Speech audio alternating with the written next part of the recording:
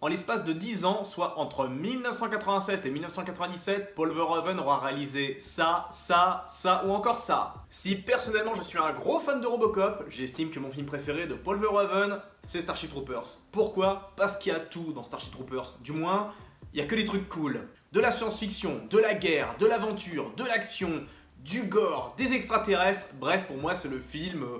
c'est presque le film parfait. Une sorte de best-of de ce qui est pour moi les genres les plus intéressants dans le cinéma. Oui, j'ai des goûts très simples. Sauf que Starship Troopers, ça a mis la barre haute. Très très haute. Trop haute même. Et je remercie infiniment certains de mes abonnés pour avoir soulevé le deuxième niveau de lecture. Enfin non, c'est même pas un deuxième, c'est même un troisième niveau de lecture que propose Starship Troopers. Merci à vous les gars de m'avoir fait beaucoup réfléchir sur ce film.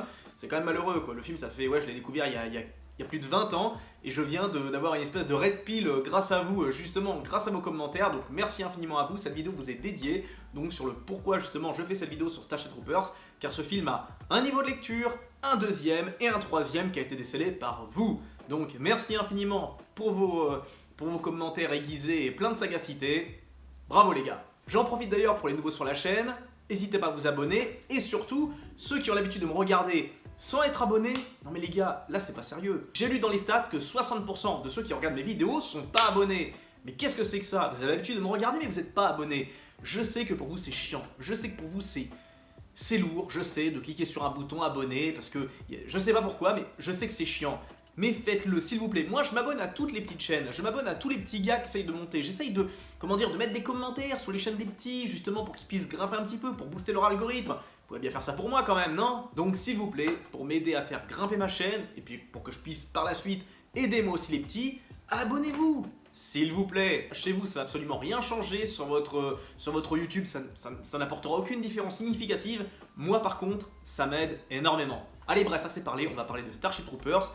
Parce qu'il y a beaucoup de choses à dire, trop de choses à dire en fait, parce que ce film, à la fois, c'est un miracle et en même temps une tragédie. Starship Troopers, déjà, il faut savoir que c'est le film qui a un petit peu mis fin à la carrière de Paul Verhoeven, pour plusieurs raisons.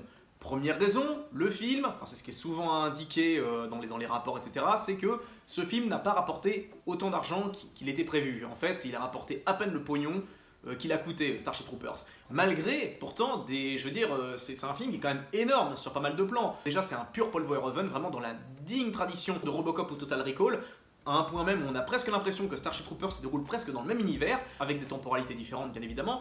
Cependant, ce film malheureusement a été flingué par la critique, et surtout il n'a pas rapporté autant qu'il ne devrait, donc ça pardonne pas aux États-Unis, on n'est pas en France, hein. Si vous foirez un film, s'il rapporte pas le pognon qu'il aurait dû rapporter, vous sautez, qu'importe votre carrière, qu'importe si vous avez fait des bangers juste avant. Et puis le fait justement qu'il ait déjà eu une petite foirade avec Showgirl en 95, ça n'a pas aidé non plus. Cependant, la vraie raison pour laquelle Paul Verhoeven a subi une espèce de contre-coup avec ce film, parce que la carrière de Paul Verhoeven a littéralement éclaté après Starship Troopers, alors que ça faisait 10 ans qu'il avait ses rondes serviettes à Hollywood. Robocop, ça avait marqué des générations entières, on en parle encore aujourd'hui. Il a fait une petite rétrospective d'ailleurs, si jamais vous voulez regarder. Total Recall, pareil, ça avait marqué son époque, un des meilleurs films d'action des années 90. Basic Instinct, j'en parle même pas. Quoi qu'il en soit, Starship Troopers, ça a vraiment sonné la fin de carrière de Paul Verhoeven, parce que juste après, il aura réalisé des films vraiment très moyens.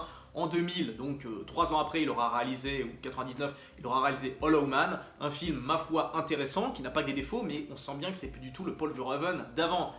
Il s'est passé un truc, à tel point que, 6 ans après Hollow Man, Paul Verhoeven sera retourné aux Pays-Bas, dans son pays d'origine, pour réaliser un obscur film de guerre sur la Seconde Guerre mondiale, Black Book. En gros, vraiment, Starship Troopers a sonné la fin de sa carrière, parce que après ça, il n'a plus jamais été le même dans sa réalisation.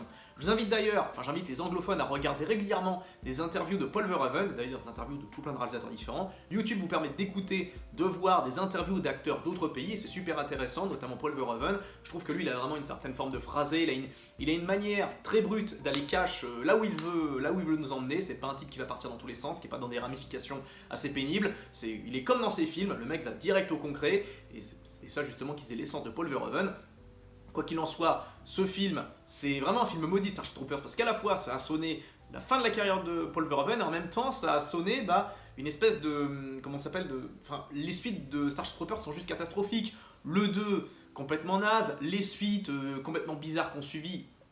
Je veux dire, je les ai pas vus, mais tous les commentaires que j'ai pu lire, vont tous dans le même sens, tous s'accordent pour nous expliquer que les Starship Troopers qui ont suivi sont à des années-lumière du film d'origine et sont presque incomparables du point de vue de l'histoire, du point de vue de la mise en scène, du point de vue du contenu, du point de vue du message. Et je ne parle même pas des jeux vidéo, j'en avais testé un en 2007-2008, je crois, un FPS, Starship Troopers. Alors Starship Troopers c'est FPS, c'est censé super bien accoler, c'est censé super bien matcher ces trucs-là, ces deux genres-là. Et moi je voulais vraiment faire un FPS où je pouvais tirer sur des arachnides comme dans le film quoi. Puis j'ai lancé le jeu, c'était une vraie merde, graphiquement atroce, gameplay horrible, intelligence artificielle complètement pétée, bref, une vraie daube. Starship Troopers, c'est vraiment pas eu de chance, le premier film est un chef-d'œuvre et tout ce qui a suivi, ça a été malheureusement des trucs qu'on finit aux oubliettes, à juste titre. Et donc alors, Paul Verhoeven a giclé principalement parce que le film n'a pas marché, d'accord, ok, mais la vraie raison pour moi, pour laquelle Hollywood l'a gentiment écarté, c'est que c'est un film, Starship Troopers, qui critique les États-Unis, mais en mode vénère. C'était peut-être même d'ailleurs un des films les plus critiques que j'ai jamais vu, un des films les plus anti-américains que j'ai pu découvrir.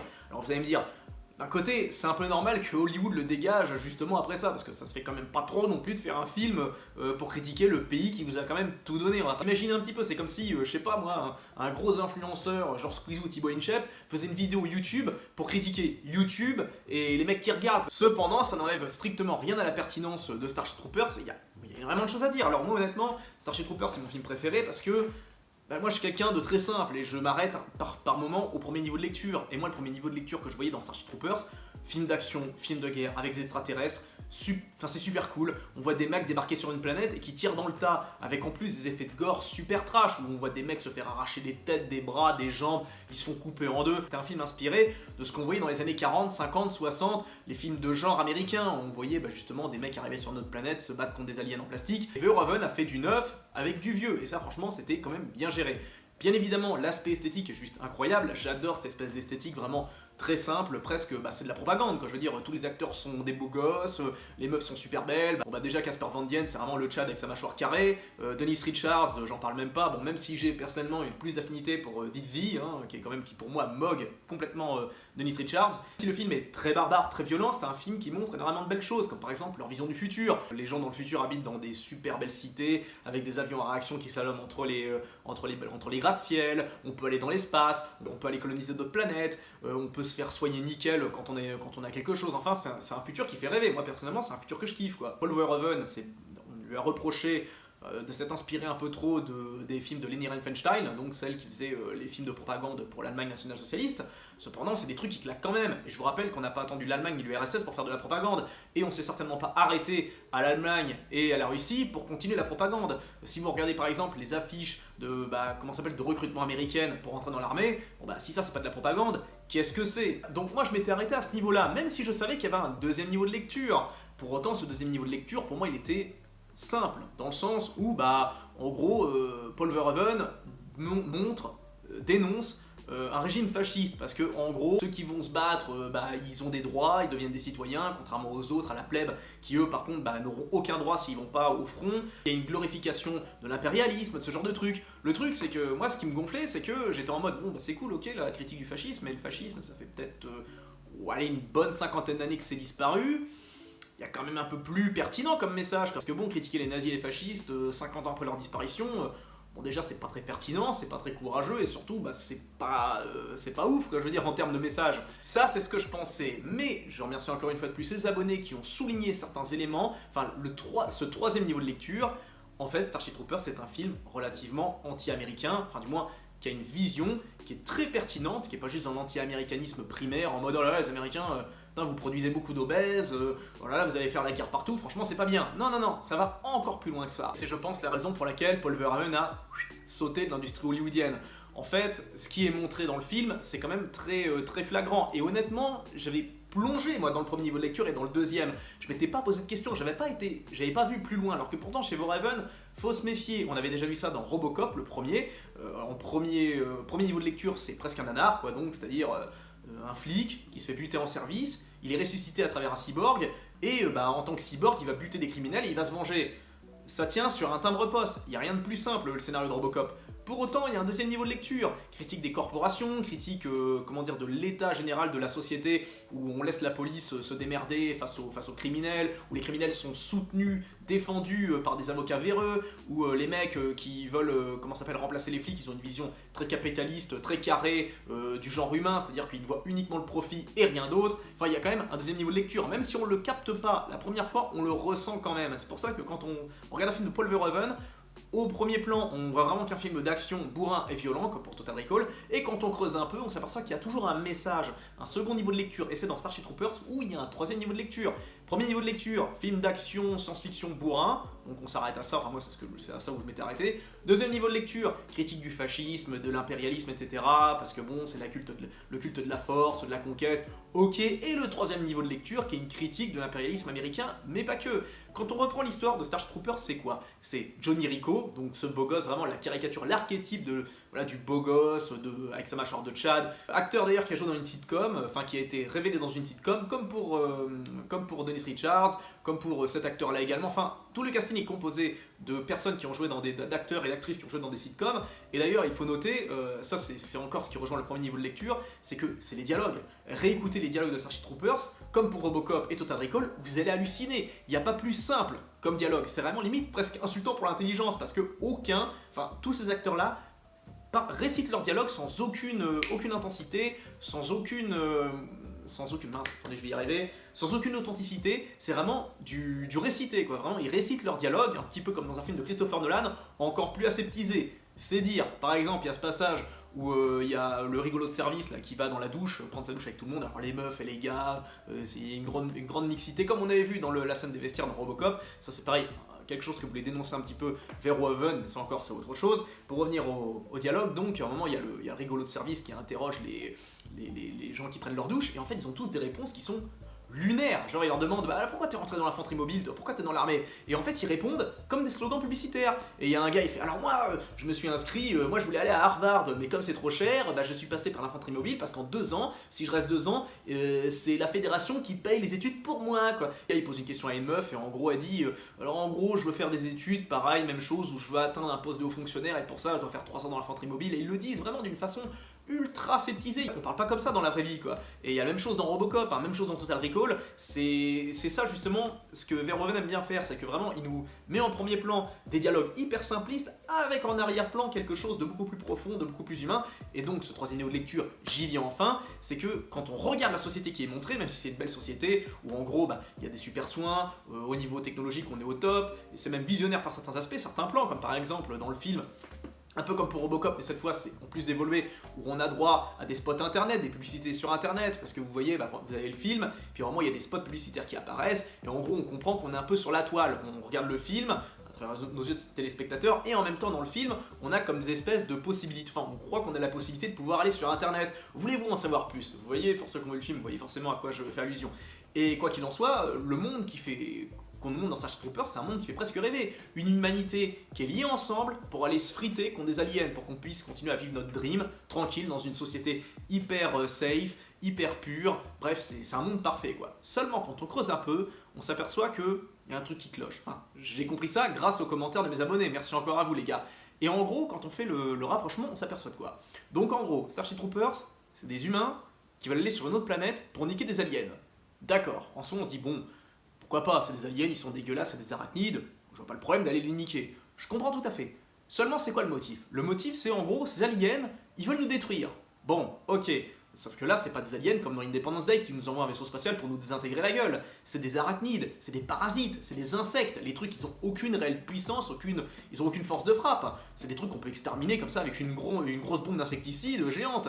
Seulement, ce que nous dit le film, et moi j'ai plongé dedans, j'ai gobé cette propagande, c'est qu'ils nous disent qu'en gros, les arachnides arrivent à envoyer des boules de plasma dans l'espace, et j'ai vraiment gobé le scénario, j'ai gobé le narratif. C'est un film de science-fiction, je veux dire, on est open mind, on s'ouvre à plein d'idées différentes là-dedans, et donc l'histoire c'était quoi? C'est les arachnides télescopent des putains de boules de plasma dans l'espace, ces boules de plasma tapent dans des astéroïdes et qui nous les envoient sur la tronche, parce qu'en fait ils veulent nous exterminer, et ils en profitent également pour envoyer des embryons dans l'espace, comme dit très bien la prof aveugle dans le film. D'ailleurs je pense que ce symbole-là c'était la prof qui est aveugle, qui récite tout ce qu'elle dit par rapport aux insectes, comme quoi c'est des menaces, ils sont intelligents, machin, etc., ils veulent nous détruire, et le fait qu'elle soit aveugle, je pense que c'était pas juste pour la rendre badass, je pense que c'était quelque part une espèce d'allusions comme quoi les gens sont aveugles et ne font que gober la propagande officielle. Parce que la propagande officielle, c'est les extraterrestres veulent nous niquer, donc il faut y aller à notre tour pour les défoncer. Seulement, c'est ce qu'on nous montre.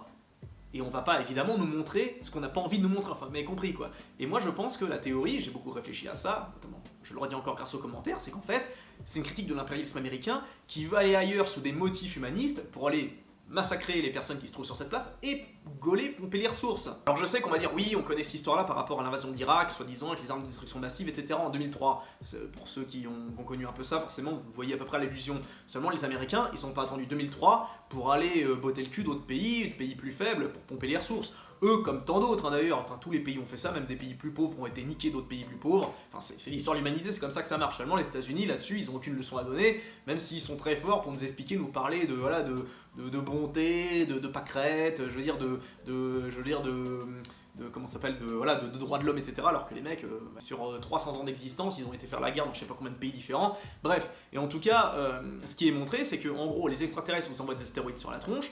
Alors en soi, moi au début j'y ai cru, mais c'est vrai que quand on y pense, comment ils font ces putains d'aliens? Moi au début je me suis dit, bon attends, dans le film il y a une espèce de gros cerveau, le truc super intelligent, qui arrive à faire des calculs machin, peut-être qu'il a réussi à glisser des messages avec ses petites antennes, là il a peut-être réussi à faire comprendre aux gros coléoptères, comme on voit pendant la scène de l'assaut, que faut envoyer des boules de plasma à tel endroit, à tel moment, pour que ça tape dans tel astéroïde, pour que cet astéroïde puisse être dévié de la station orbitale de je sais pas quoi, pour arriver dans notre système solaire, pour ensuite être télescopé dans un coin de notre planète. Je me suis dit, pourquoi pas? Seulement, on n'a aucune réelle preuve. Ils le disent un moment dans un spot télévisuel, dans une espèce de spot de propagande, en gros, ouais, la galaxie de Klandatu nous a envoyé un astéroïde, mais on a réussi à l'intercepter. Ok, d'accord, pourquoi pas? On n'a pas de preuve, qu'en soi ça a pu arriver, mais admettons. Seulement un peu plus tard dans le film, on a un passage où, justement, les aliens ont envoyé un astéroïde sur Buenos Aires, en défonçant la ville.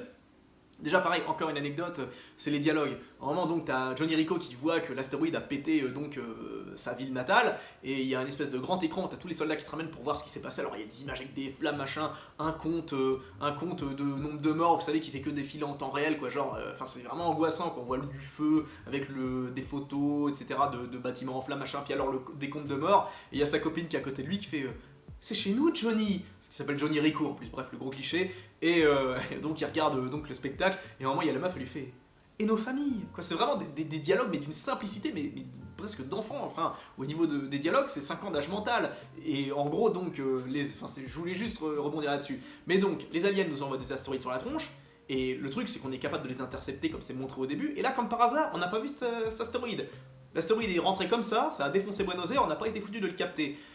Et bah, un commentaire m'a fait souligner que justement, l'humanité en réalité n'a rien à craindre des aliens, c'est juste nous, les hommes, qui font en sorte de créer une espèce de conflit artificiel, nous font croire qu'on est en guerre pour justement aller sur leur planète pour faire quoi? Pour pomper les ressources. Si vous allez sur une autre planète, c'est pas juste pour parader en photo, pour vous afficher sur Instagram ou pour faire joli, vous balader. Non, vous y allez pour des ressources, pour pomper ce qu'il y a, pour essayer de gratter ce qui peut apporter des richesses. Enfin bref, vous connaissez le scénario d'Avatar quoi.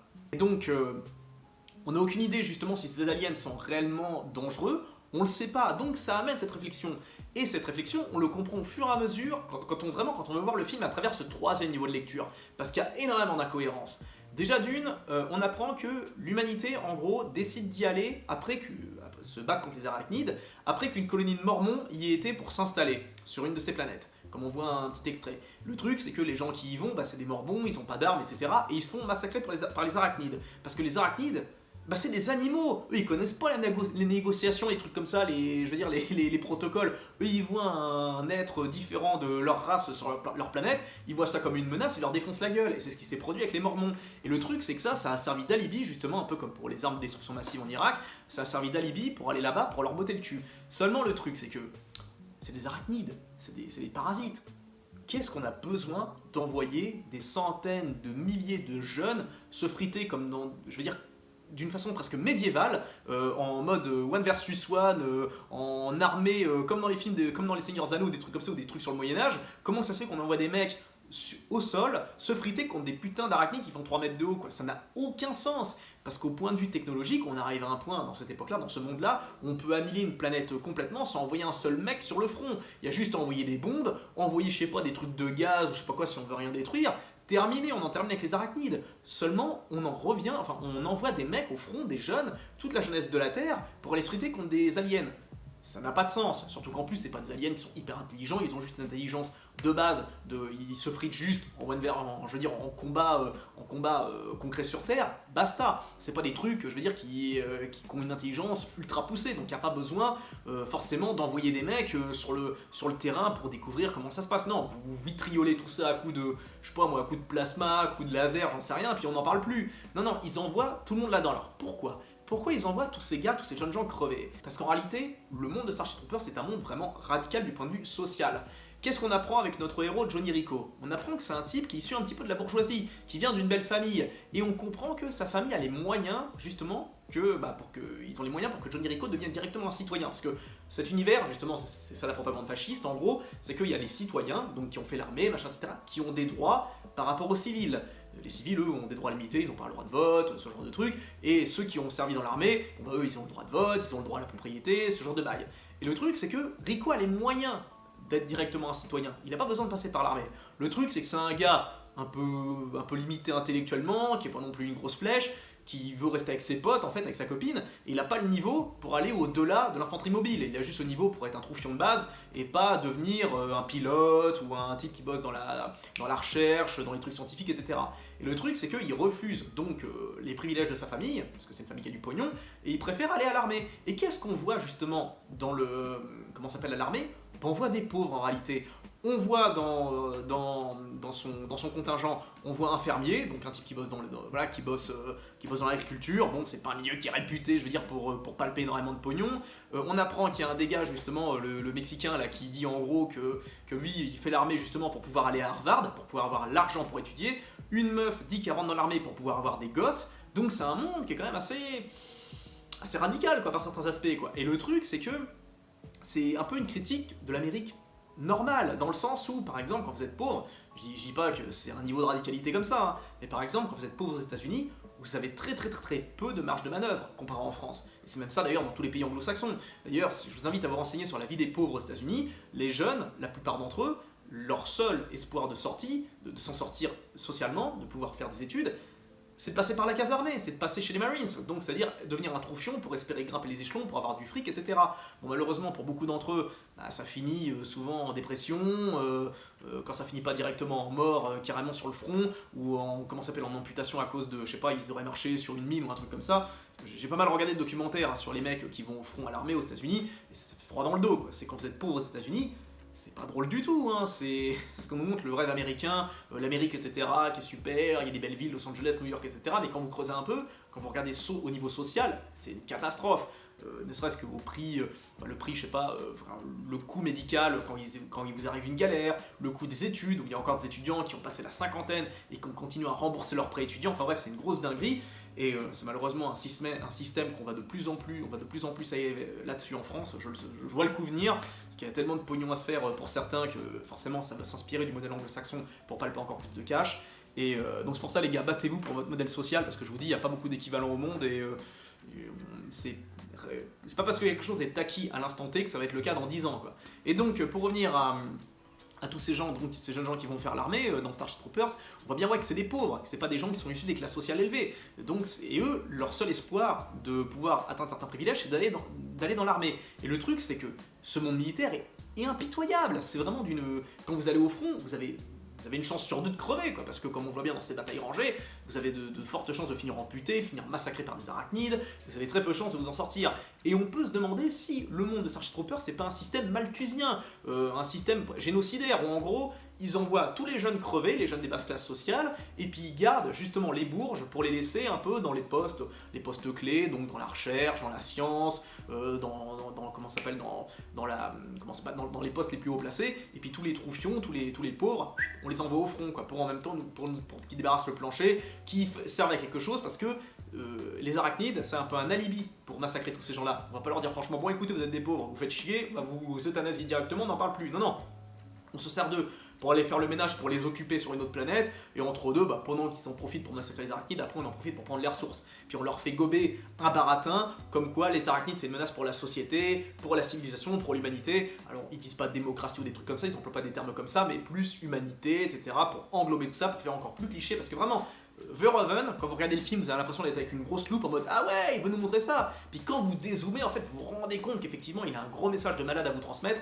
Et effectivement, bah, merci encore, je le redis, à mes abonnés pour m'avoir fait souligner ça, parce que je m'aperçois que finalement, 20 ans après l'avoir vu, que Starship Troopers c'est encore plus intelligent qu'il ne se prétendait être. Et donc c'est une vision qui est quand même terrifiante, quoi. C'est une vision donc génocidaire du côté des pauvres, on les envoie crever sans vergogne, et puis alors bien sûr ils sont tous heureux d'y aller, hein. C'est comme, ça renvoie justement aux guerres mondiales. Les gamins de tous les pays, hein, de France, d'Angleterre, d'Allemagne, ce que vous voulez, c'était des vieux de 50, 60 ans qui leur disaient bah, vous allez nous friter contre le mec d'en face, parce que bon, faut défendre le pays, la patrie, la démocratie, la royauté, ce que vous voulez, machin. Seulement dans l'histoire, c'est des jeunes entre 18 et 25 ans qui vont crever dans d'atroces souffrances, qui repartent avec des traumatismes de malades, qui reviennent amputés, massacrés, traumatisés à vie. Alors que bon, bah c'est. Et puis en arrière-plan, bah c'est des vieux, des yeufs de ouais, qui ont passé les 45 ans, qui drivent tout ça de loin et qui font bien en sorte d'envoyer leurs gosses très très loin des conflits, dans des postes de gratte-papier ou je sais pas quoi, pour qu'ils soient tranquilles, pendant que les pauvres ils vont claquer au front, l'arme à la main, puis voilà, avec le sentiment de patriotisme au cœur, etc. Et c'est vraiment finalement, ouais, ce film Starship Troopers, c'est une espèce de reflet de ce monde-là. Et d'ailleurs, on voit bien qu'il y a un endoctrinement général où il se pose pas de questions. Il faut aller buter les parasites, qu'importe les sacrifices qu'il y aura à avoir. Comme par exemple, il y a Johnny Rico qui au moins, il va recevoir son affectation. Donc il y a sa copine qui va donc dans l'aviation, son pote qui va dans le... C'est vraiment bien montré, ça, la copine qui est intelligente qui va dans l'aviation, dans un truc pas forcément tranquille mais élevé, loin du combat, et son autre pote qui lui par contre qui est intelligent, qui a une grosse tête, qui lui va directement être au poste les plus tranquilles, les plus reculés, très loin du front. Et quand il va se faire tamponner son papier, Johnny Rico, parce que lui c'est... Voilà, le mec il a pas le niveau pour aller au-delà de l'infanterie, il y a le mec qui met les tampons, qui lui dit ah, tu vas où mon gars? Ah bah je vais dans l'infanterie. Il lui serre la pogne, il fait ah bravo mon gars. Et bah l'infanterie ça a fait de moi l'homme que je suis quoi. Et le mec on s'aperçoit qu'il a plus de bras, il a plus de jambes, et le gars il est fier de ça quoi. Il est fier d'avoir perdu sa jeunesse, d'avoir perdu ses membres. Pour lui il a servi une cause, d'un côté c'est noble, hein. Moi je ne critique pas cet esprit. Quand des mecs se fritaient contre des ennemis vraiment vénères et qui partent au sacrifice pour crever ou pour perdre un membre, moi j'admire, j'applaudis. Mais du point de vue de ce film-là, on voit bien que c'est toute une civilisation qui a été endoctrinée, soi-disant pour se battre contre un ennemi qui finalement peut être annihilé comme ça, mais non, on emploie une logistique quasi moyenâgeuse, juste pour pouvoir écrémer cette civilisation, dégager les pauvres, parce qu'il y en a beaucoup, hein, il y en a à l'appel, et à côté de ça, bah, ça permet justement à ceux qui sont au-dessus, des hautes sphères, de faire leur magouille, de mettre bien leurs gosses, de continuer à level up en société, etc. Bref, c'est un monde qui est très froid, qui est très inquiétant. C'est montré avec effectivement, avec une espèce de filtre où c'est beau, c'est propre, tout le monde est beau gosse, se battre contre les aliens, c'est vraiment cool. Parce que oui, en plus, c'est des aliens, c'est pas des humains, donc ça permet justement de se dire ah ouais, super film d'action. Bah non, en fait, c'est un film qui est beaucoup plus profond que ça. Bref, en tout cas, merci infiniment à ceux qui m'ont fait ouvrir les yeux sur ce film. Je savais que c'était un film intelligent, mais pas à ce point-là. Ça, c'est du point de vue du message, mais du point de vue cinématographique, c'est un film qui est juste génial. Vraiment dans la tradition des films de Verhoeven, c'est très simple. Voilà, il n'y a pas de temps mort, il n'y a pas un moment où vous vous emmerdez. À chaque fois qu'il y a un plan, c'est pour dire quelque chose. À chaque fois qu'il y a un dialogue, c'est pour dire quelque chose. À chaque fois qu'il y a une scène d'action, c'est pour montrer quelque chose. Il y a un mix entre de l'humour vraiment acide, et puis en même temps l'ultra-violence comme on a l'habitude avec Verhoeven, comme on avait l'habitude dans Robocop, dans Total Recall. C'est vraiment dans la pure tradition de ces films-là. J'ajoute vraiment, c'est les effets spéciaux. Moi, je comprends pas. Hein. Je comprends pas que les gens soient pas plus marqués par les effets spéciaux de Starship Troopers qui sont juste incroyables. C'est un film qui a été réalisé en 97, les effets spéciaux ont presque pas pris une ride. Vous vous rendez compte que ce film est presque mieux fait que certains qui viennent de sortir il y a quelques années quoi. Enfin même cette année d'ailleurs avec The Flash par exemple. Et Starship Troopers pour moi c'est le premier gros film d'action science-fiction à avoir vraiment mis les pieds dans le plat et mis la barre très très haute au niveau des effets spéciaux. Et c'est malheureux que l'héritage de ce film était autant malmené quoi. Puis je pense que ce film d'ailleurs...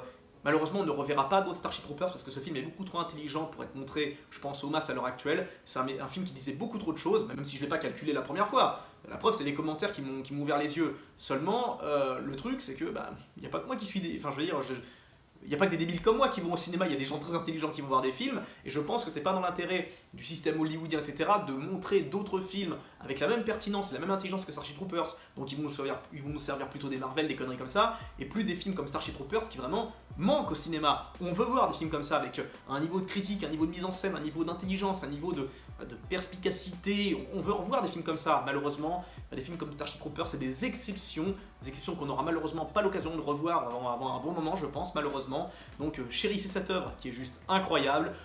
Matez-la, rematez-la, re-rematez-la, mais bref, c'est vraiment un plaisir absolu de revoir et redécouvrir cette merveille. Je ne m'en lasse pas, à chaque fois que je le mate, c'est presque avec le même enthousiasme que la première fois quand je l'ai vu. Bref, je m'arrête là. Merci d'avoir suivi cette vidéo, merci d'avoir suivi cette petite analyse qui n'est pas que la mienne sur Starship Troopers. Je le redis encore, n'hésitez pas à vous abonner si vous avez kiffé la chaîne, si vous kiffez le style. N'hésitez pas à checker mes autres vidéos, pareil, si vous aimez les rétrospectives, les analyses, etc. Faites-vous plaisir. Plein de bisous à tous, ciao.